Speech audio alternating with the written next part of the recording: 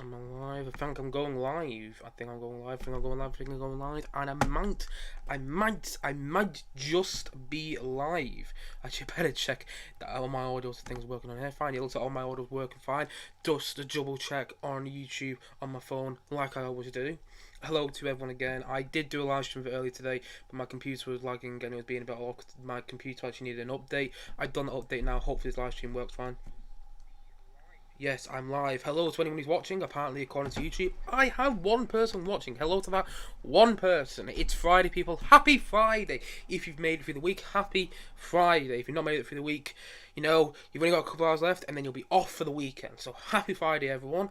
If you're watching on playback, still, happy Friday, because that's when I'm doing this live stream now. But if you're watching this live, happy Friday as well. And also, if you are watching this live, I should say, before I ramble on and get into my other stuff that I'm talking about today, if you want to send in a live question on a live stream, please do so, and I'll answer the best as possible in this live stream. So if you want to send in a live question, please do so in this live stream at some point today, hopefully when it's going on. Or if you have something you want me to talk about in my next live stream in particular, please do put in the comment section below if you're watching some playback, and I'll hopefully talk about it the best I can in my next live stream. But anyway, today is my 16th live stream and I have a lot to say. And basically, in this live stream today, I'm talking about Space Jam 2, which I'm going to watch later today. I'm also talking about the Suicide Squad early reactions, and I'm also talking about where does Marvel go after the event of the Loki season finale. And by the way, I will be getting to some spoilers for the finale of Loki, so if you haven't seen it yet, there's your first spoiler warning. I will give another spoiler warning later on in this live stream in case you haven't seen it yet. But anyway, without further ado, I've gotta go on some house clean items first.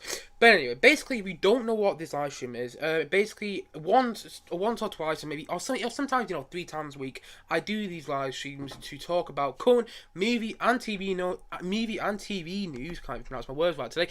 Current movie and TV news going on in the world right now. So maybe my next live stream, I might talk about some of Bond, or maybe we might finally get Spider-Man No Way Home trailer released. And by the way, I think it's nigh because of the events of the finale of Loki. If you haven't seen Loki, I'm not going to go into too much spoilers there, but I think the event of the finale of Loki are setting up Spider-Man No Way Home. I might be completely wrong there, but I also think we got a Spider-Man No Way Home trailer. Nice. So maybe my next live stream, I'm talking about Spider-Man No Way Home. Or maybe my next live stream, I'm talking about something DC related. Maybe my next live stream, we get a first sneak peek at Black Adam. Maybe I'll talk about that next live stream. But you get a point. In these live streams, I talk about current movie and TV news going on in the world right now. Maybe it's a casting that's happened, maybe it's a trailer, maybe it's a post being released, or just things like that. And like I said before, today in this live stream, I'm talking about Space Jam 2, which I'm watching later today. I'm talking about the Suicide Squad reactions, and I'm talking about where does Marvel go after the events of the Loki season finale. And at the same time, like I said before, if you want a live question, send in, and I'll hopefully try and answer it as best as possible in this live stream today. And also, if you want to talk about anything in particular in my next live stream, please let me know in the comment section below, and hopefully, just hopefully, I might talk about it in my next live stream, whether that's sometime next week or the week after, although probably sometime next week actually, but now that I said that. But I will be talking about whatever in my next live stream. If you want me to talk about it if you want me to talk about it, please do let me know in the comment section below. Also, some more house clean items. My ears are no longer blocked. Well, actually, I had the one left ear blocked. I had the one left ear blocked. And if you've been watching my live streams recently, actually, I always say that I've got one of my left ears blocked, so I'm not 100%. Actually, today, I'm feeling about 80 to 90%. I'm still not feeling 100% today, but I'm feeling about 80 to 90%, so I'm going to power from this live stream with a lot of energy, hopefully. I mean, it is quite hot outside, actually, so that might bring my energy down a bit, because it's quite hot and just quite humid today. But the thing is, though, I've got quite a lot of energy today, and I feel like I've got external hearing now. Because basically, I had this thing done to my ear, and now I feel the ear that was blocked, and now I feel like I've got external hearing, so I feel great at the moment. It's been great. I've been listening to music, like I'm discovering music all over again. It's been absolutely fantastic. And at the same time, though, I should also say as well, I do live in the country, and I do have hay fever. So if for any reason I do sneeze in this live stream, I do apologise. And at the same time, though, I also live next to a main road, so if any reason you do hear a truck or tractor or some motorbikes going past, which interfere with the sound on this live stream. I do apologise because I live next to the main road. I also live next to what appears to be a building site. There always appears to be some sort of work being done in the houses around me right now. I mean, I live in the country, and I may as well live in a building site. Honestly, there's always a saw going on. You might have already heard it today. I can hear it going on already. You know, well, I did already in this live stream, and you might hear it going on today. There's always something going in terms of like a saw around where I live, because oh my god, it all seems like people are building houses around where I live. I mean, there's a builder like two houses away, and he's always doing something. So I do apologise also if you hear any like saws or something halfway through this video. You know, it's just builders outside and everything. It always seems like there's something happening to the houses that are around me. My neighbours' houses. I mean, yes, it's a bit annoying, I'm not gonna lie. But anyway, there's some warnings there if you do hear some sound interference in this video, and also if I sneeze during this live stream as well.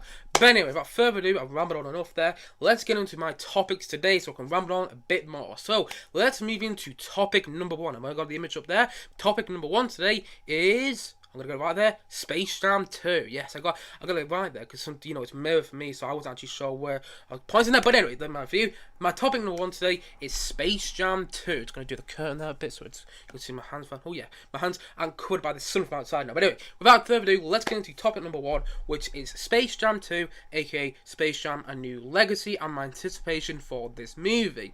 Now, honestly, I have very little anticipation for this movie, so much that I'm actually doing my anticipation for this film the day I'm seeing it. I'm seeing it about 5:15 today. I'm actually quite looking forward to seeing it. That's really because, I've been to the cinema quite a bit recently, actually.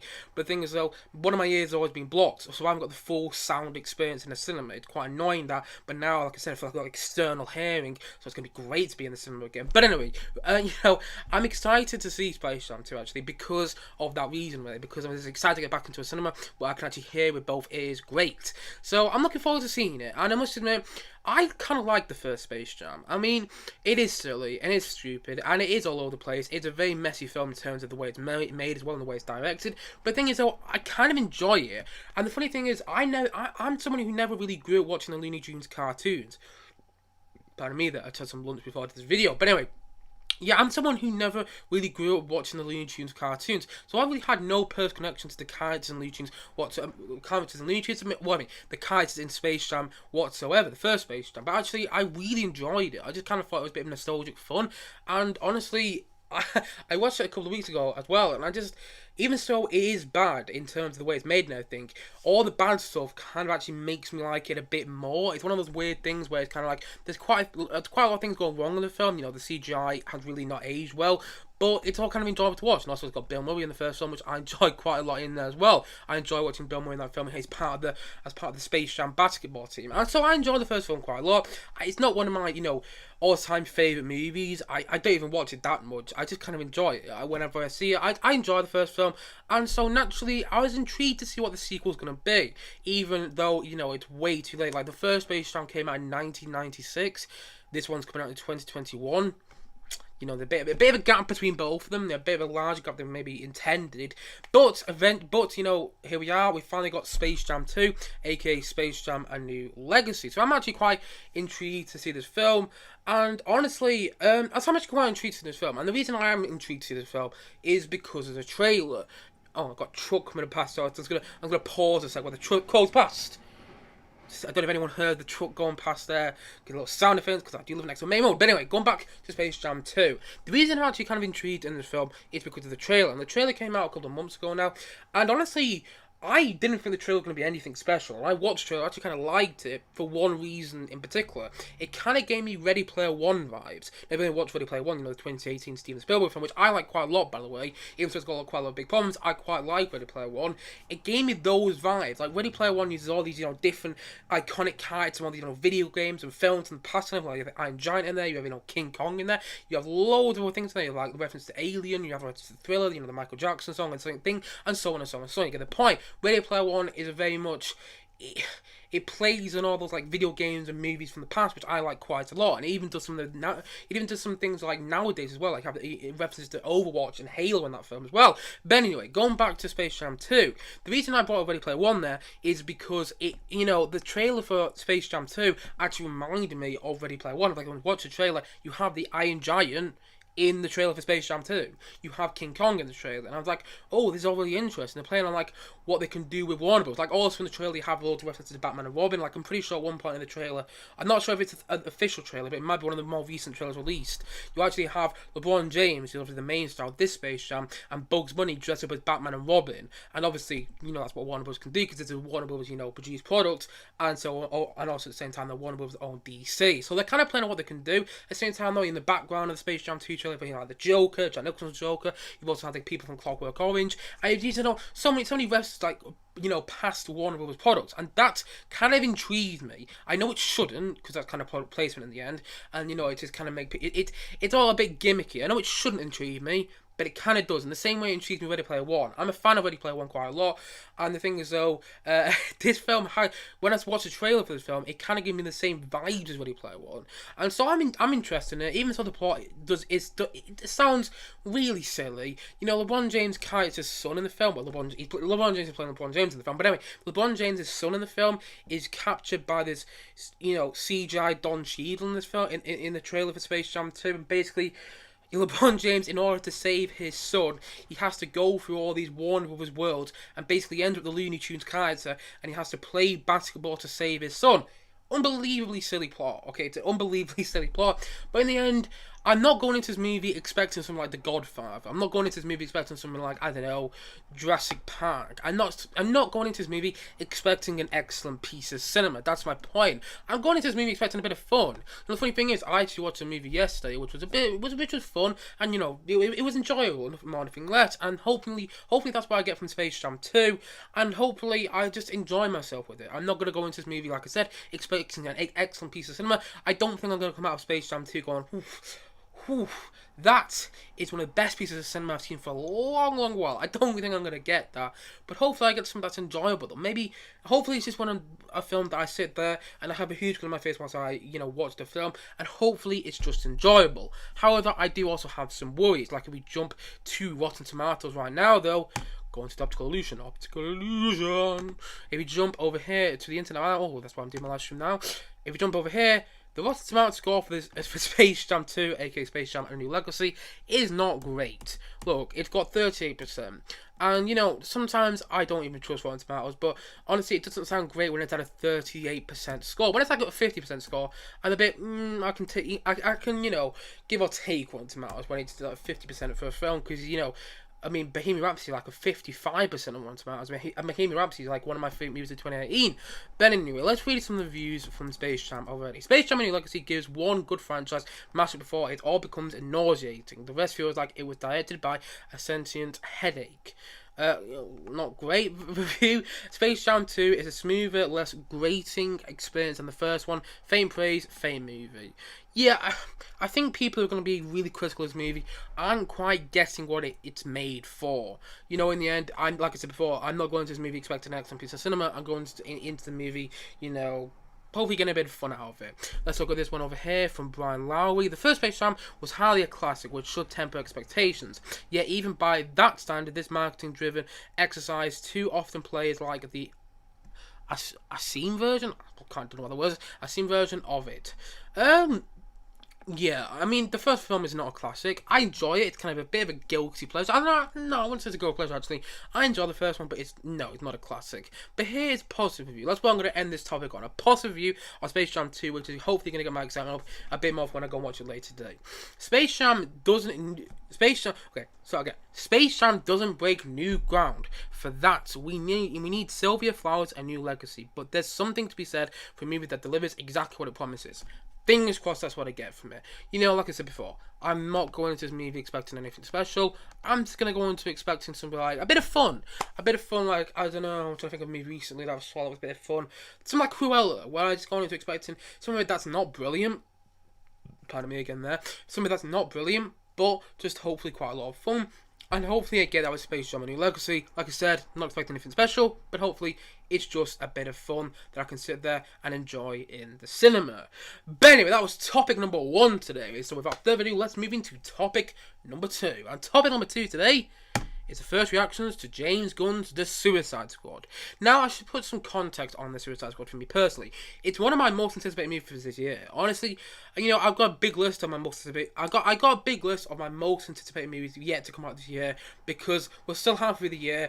And honestly, we haven't had many of them come out. I'm trying to think of any of my most anticipated movies come out. Okay, we had Godzilla vs. Kong. That was up on my most anticipated movies list. I'm trying to think of anything else. No, I can't think of anything else if it has come out yet. I might be wrong there. But it's honestly, this movie is one of my most anticipated movies for this year. I've been very excited to see it for one reason in particular. James Gunn. Now, if you don't know who James Gunn is, he directed the Guardians of the Galaxy films. He also directed, this kind of horror cult classic called Slither, which I quite enjoyed. But Guardians of the Galaxy for me was a movie that changed my opinion on the MCU. I enjoyed the first time up to that point. But, when I watched Guardians of the Galaxy back in 2014 in the cinema for the first time, I expected nothing out of it, and then I ended up getting such a fantastic experience because it played in the comic book genre in the best way possible. And I even got the same feeling with, Guardians of the Galaxy 2. Even though I don't think Guardians of the Galaxy 2 is as good as the first one, I still quite enjoy Guardians of the Galaxy 2 as well. But anyway, James Gunn also made. I actually did my last stream. My last live stream was actually covering another James Gunn topic. Was that James Gunn actually called superhero movies boring right now? And so that's why that's another reason why I'm actually quite excited to see this film, because the Suicide Squad in the end, it's a superhero movie. Yet James Gunn, the director's movie, it even says there, a James Gunn film, actually called superhero movies boring right now. There's some people trying to do something different, and that's what they did. I'm paraphrasing a bit, but he says something like, there's some people trying to do, things different than them, but in the end, they're quite boring right now. It was something like that. I might be paraphrasing, apologies if I am. But anyway, yeah, you get the point. So that's why I'm quite excited to see the film, for one reason in particular. James Gunn. So, I was quite pleasantly surprised when yesterday we got our first reactions to James Gunn's The Suicide Squad. And boy oh boy, are they good. They're beyond good. They're absolutely fantastic. Let's jump into these. Let's jump to see what they are for a sec. So we are at Screen Rant here. The Suicide Squad early reactions praise James Gunn's bloody, unpredictable adventure, and there's a picture of Harley Quinn in the movie. But anyway, let's cut down here and we'll see some of the early reactions from this film. The early social media reactions. Had the chance to see hashtag The Suicide Squad a few weeks ago, and my goodness, was it awesome. Explores of the screen, you'll love the characters, epic scale, awesome action, it's beyond deserving of the R rating. By the way, wild stuff. People are going to love it. See it in IMAX. I should explain that a bit more. See it in IMAX. That's the way the guy said it, because he puts it in capital letters. See it in IMAX. But anyway, we go down to another social media reaction there. I recently got to see the hashtag Suicide Squad on IMAX, which was an ill experience. James Gunn took full advantage of that hard R rating, delivering a big bad of madness. That's the most James Gunn film I've ever seen. The best choice for a Suicide Squad movie film, in my opinion. And going to another social media reaction here. James Gunn's The Suicide Squad is glorious, insane, and so fun.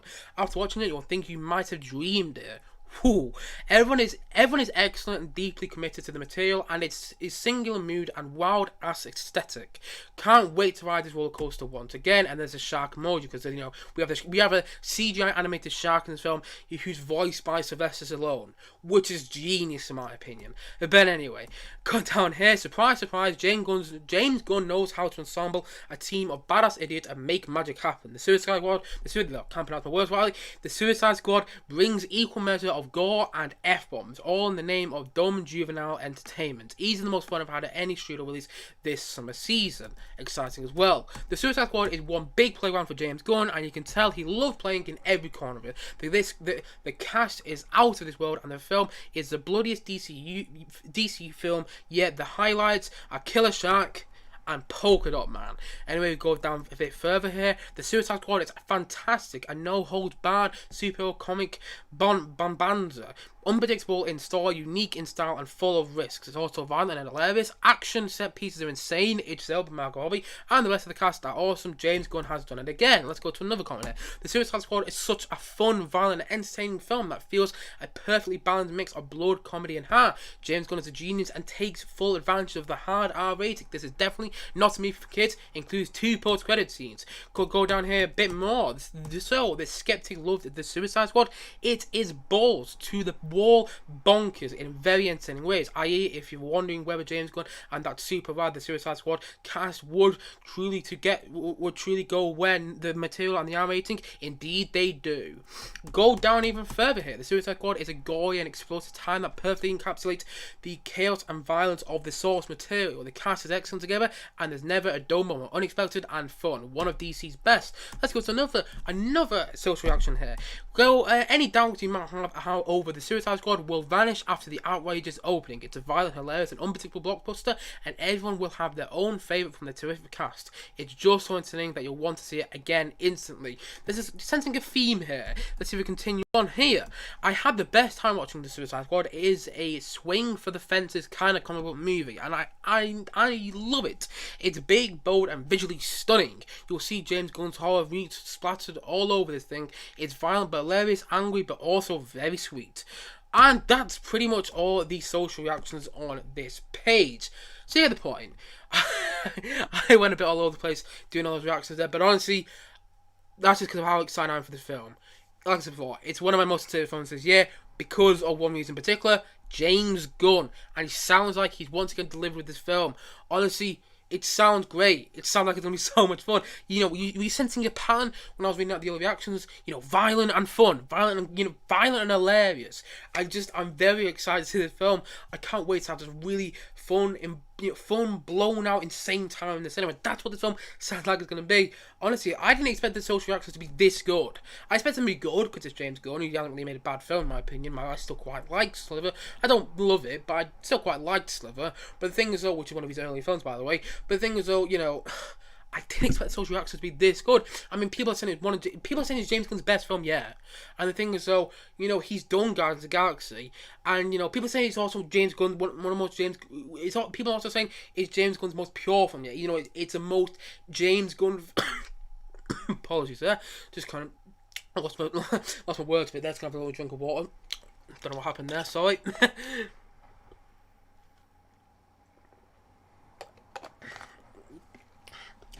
Okay, sorry about that. But anyway, back to the live stream. But anyway, get my point. People saying it's the most, James Gunn film, yeah. Because, people are saying he goes back to his horror roots with films like Sliver. And then people are saying he plays on all these, themes of violence. And, it's funny, but at the same time, though, it's also very sweet. And it's absurd. It's all over the place. And it sounds like it's going to be great. Honestly, it sounds like it's going to be a lot of fun. Like, even so, I do love Guardians of the Galaxy, the first film.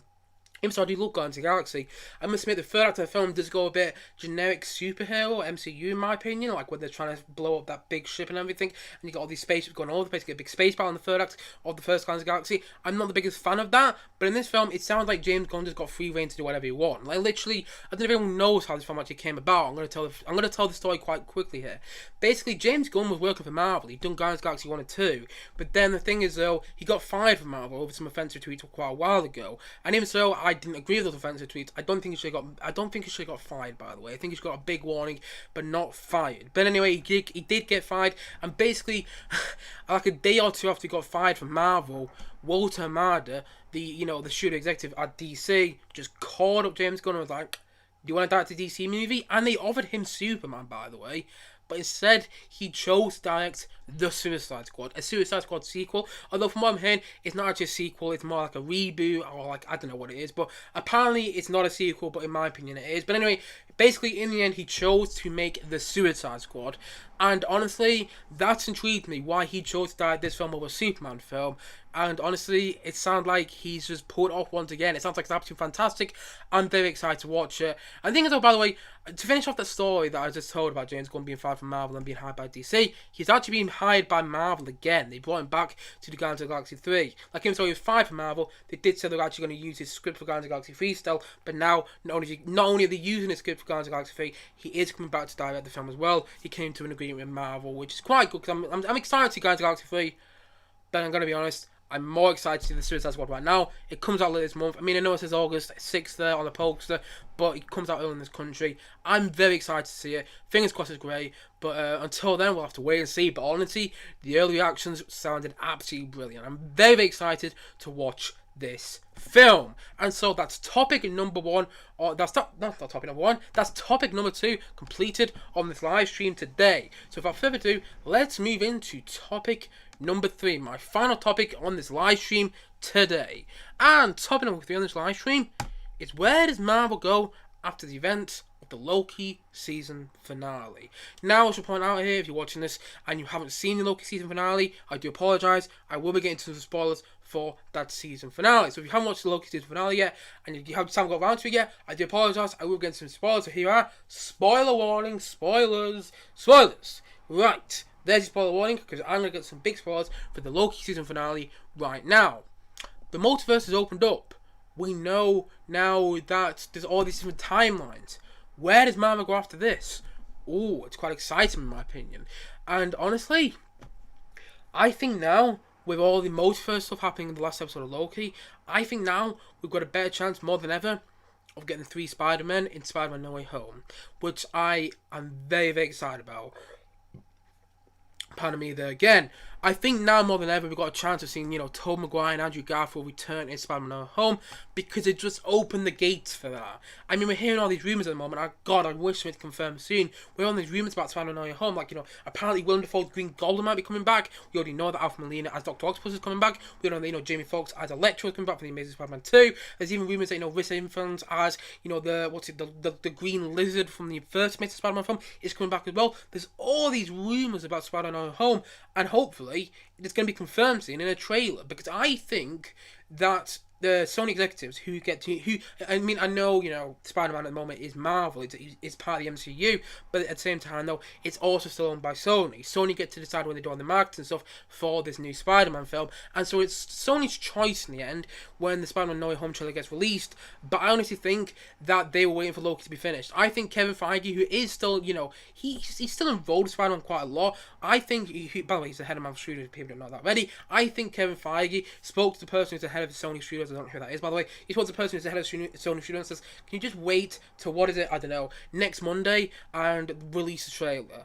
Because I think they will wait until after Loki to release the trailer of Spider-Man No Way Home, because I think we're going to get some big confirmations in that trailer, because they've opened the floodgates for multiverse now. Anything can happen. We can have these characters from the early Sam Raimi Spider-Man films that started, Tobey Maguire, coming back in Spider-Man No Way Home. We can have the characters coming back from, the Amazing Spider-Man films return in Spider-Man No Way Home, because multiverse floodgates are open. They opened in that scene in the Loki season finale, and so more than ever, I'm confident that we are going to get 3 Spider-Man in Spider-Man No Way Home right now. I might be completely wrong, and maybe we don't, and maybe we're all just setting ourselves up for disappointment with that film, but honestly, I think it's happening, and I think Marvel knows what the fans want. I think Marvel knows that people want to see the 3 Spider-Man in Spider-Man No Way Home, and I think that's what they're going to deliver on. Fingers crossed to do. But anyway, going back to Loki in particular, I think the season finale was great. I know a lot of people had kind of mixed reactions to the season finale. In fact, I know a lot of people actually said that the season finale was actually quite confusing. I liked that it was. And the thing is, though, I wouldn't like that it was confusing if they weren't doing a second season of Loki. But the fact is, they are. Like, if it was just a 1-season show and the end of the season like this, I would be very, very angry. But the fact is, there's a Loki season 2 coming. And I don't know when that season 2 is coming, but the fact is there is a season 2 coming. Because I like shows that are like multiple seasons or something. Like, I don't know, Sherlock, Doctor Who, or even, I'm trying to go off the top of my head. What's the TV show recently was kind of similar? Life on Mars. The BBC TV show Life on Mars, which is on Netflix, by the way. Go and check it out. Absolutely brilliant TV show. I like season finales like the first season when it just leaves you confused. And you're like, okay, now I want to watch the second season because of the way the first season left off. The way it is, it's confusing, and hopefully, hopefully season 2 of Loki, lot of truck outside there. But anyway, hopefully season 2 of Loki answers all his questions. But I like that the season finale left us confused. I like when, when you get a multiple season show, and then the season, and then you get to the end of season 1, and the season 1 finale leaves you confused, and you get intrigued to watch where the season is going to go. Because I can bet you now, or even all these people who are saying bad things about the Loki season finale, which I don't agree with, by the way, but all these people who are saying bad things about the Loki season finale, I can guarantee you now, they will watch the second season, because I want to know where it goes. Even if they are saying bad things about it, even if they're going, I didn't really get it, it was all wrong, I find it a bit confusing. I find it confusing as well, but I can tell you now, I'm intrigued to see where the story goes in Loki season 2. So, even so I was confused by the end of the first season, I kind of like that. But anyway, at the same time though, it's also opened up. I'm excited to see where the whole Loki story goes, because there's some rumors right now where that Loki, Tom Hiddleston's Loki from Loki season 1, is going to be in Doctor Strange 2, aka Doctor Strange Into the Multiverse of Madness, which is meant to come out in March 2022. By the way, the same month the Batman comes out, which is quite interesting. It would be interesting to see which movie gets the box office in that month, because the Batman or Doctor Strange 2. But anyway, that'll be another topic entirely, which I'll get onto a bit later in the upcoming months on these live streams. But anyway, back to Loki at hand now. Apparently, and this is what the reports are saying, Tom Hiddleston's Loki that we saw in Loki season 1 will be in Doctor Strange 2. Now, if you jump here a sec, if you don't believe me, let's jump onto the internet just a sec. And we have Loki, Tom Hiddleston's Loki to appear in Doctor Strange 2. That's a report from Collider, quite a reliable, source. Report Loki to appear in Doctor Strange 2. Comicbook.com, it's reliable, but not that reliable. But then his screenwriter, a reliable source. Why Loki is returning in Doctor Strange 2? Okay, that's something. There's all these people that say Loki is expected to return in Doctor Strange 2. Loki will report to return in Doctor Strange 2. All these people, all these reliable, news sources are saying that Loki is going to be in Doctor Strange 2. So that must open the doors a bit for this whole multiverse stuff. That must mean that all this multiverse stuff that we saw happen at the end of season 1 of Loki is going to be impacted in Doctor Strange: The Multiverse of Madness, and then that makes a lot of sense because the film is called Multiverse of Madness. And I'm intrigued to see how Loki's going to be used in that film, because here is the problem with the Loki season finale, which I haven't got onto yet. Imagine if you don't have Disney Plus. Imagine if you're just a casual moviegoer. Imagine if you don't have Disney Plus, and there's a lot of people that don't. And imagine if you're just a casual moviegoer who wants to go and watch just a new Marvel movie at the cinema recently, because there's a lot of people who just go and watch a new Marvel movie at the cinema regardless of whether they watch a Disney Plus TV show or not. There'll be loads of people who go and watch Black Widow who just kind of want to watch a movie at the cinema right now, or just want to watch a new MCU movie at the cinema. Or there'll be loads of people right now who are looking forward to Shang-Chi and Legends of the Ten Rings, the next Marvel movie to come out, because it's just a new Marvel movie at the cinema, and they're not going to get a lot of fun with them. I personally don't get that fun, but there's a large group of people in the world that will just go and watch a Marvel movie without watching the Disney Plus TV show that is on right now. And I think that's a problem at the moment. Now, I could be, my words come later on next year, and maybe they explain all the multiverse stuff a bit better in the movies. But imagine just the average moviegoer go and watch something like, I don't know, Spider-Man No Way Home, Doctor Strange in the Multiverse of Madness, or, I don't know, there'll be something else entirely different, I don't know, Ant-Man 3. And imagine they haven't watched Loki, or they haven't watched WandaVision, or they haven't watched The Falcon and Winter Soldier, and then but let's focus on Loki now. Imagine they haven't watched Loki, and then they get to Doctor Strange in the Multiverse of Madness, and Loki's alive.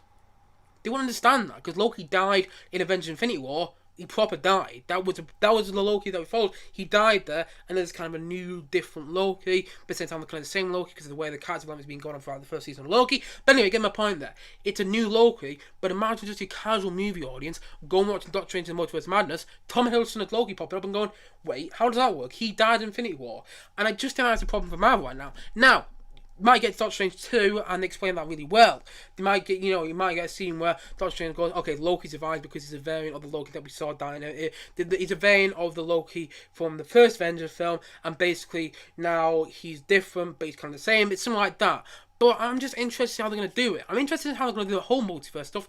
Now it happened in the end of Loki, a Disney Plus TV show, which will get a big audience. Apparently, Loki had the biggest opening for the Marvel TV shows, or all the Disney Plus TV shows entirely, because it's a Marvel TV show, and the end people go crazy for Marvel. But in the end, even so Loki did get a big audience, it didn't get the same audience that it might get if it came out at film, at the cinema, because there's going to be just casual moviegoers who want to go and watch a Marvel movie at the cinema who haven't watched a Disney Plus TV show that came before it.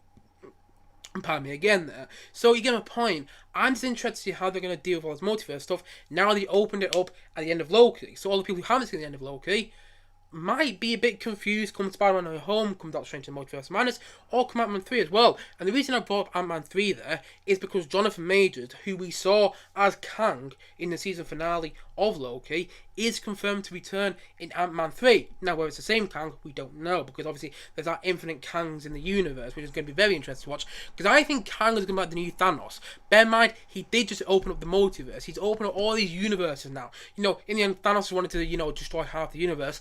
Kang has opened up all these different universes now, and it's going to be very interesting to see what happens there. But the thing is, though, I don't know what sort of Kang we're going to get in Ant-Man 3, because the thing is, how's that going to work? Because I'm assuming, and I might be wrong here, I'm just assuming here, I'm just speculating as a fan, that Jonathan Majors will be the villain in Loki Season 2.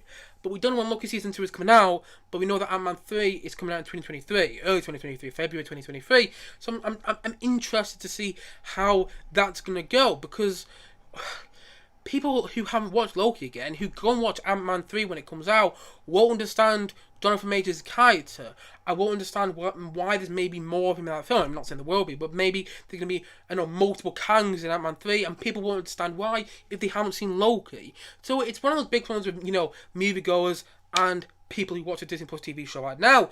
And honestly, that might turn me off the Disney Plus TV show if they just kind of explain in these films what's happened in, say, WandaVision or Loki in one word. Because that's what they're going to have to do in the end. If White Vision shows me in Doctor Strange 2, they're going to have to explain why he's white now, and why he's completely in white and everything, and why he's got the same vision.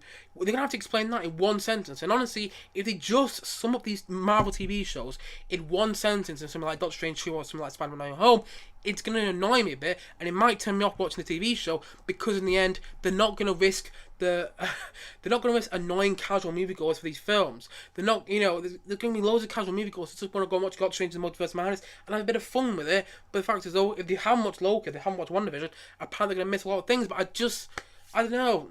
It's going to be interesting to see what Marvel do there, because apparently at the same time, though, Elizabeth Olsen, Wanda Maximoff herself, who's going to be in Doctor Strange 2, says it is required that she actually said, I'm paraphrasing there, but she said it's required people watch WandaVision to understand her role in Doctor Strange 2.